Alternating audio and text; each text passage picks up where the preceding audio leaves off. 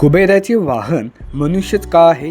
कुबेर हे असे देवता आहेत की ज्यांचे वाहन कोणतेही पशुपक्षी नसून एक मनुष्य आहे. इतर सर्व देवांच्या वाहनांमध्ये सिंह, वृषभ, गरुड यासारखे शक्तिशाली पशु असतात. कुबेर हे धन, वैभव आणि संपत्तीचे देवता मानले जातात आणि धनाचा योग्य उपयोग, व्यवस्थापन आणि संवर्धन ही क्षमता फक्त मनुष्याजवळच आहे. धन हे मनुष्याचे कर्म, आचरण आणि त्याची नियत यांचे आचरण प्रतिबिंब मानले जाते.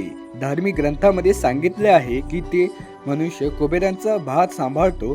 तो साधा मनुष्य नसून त्याच्या स्वभावात समज, शक्ती आणि विवेक या तिन्ही गुणांचा सुंदर समतोल असतो.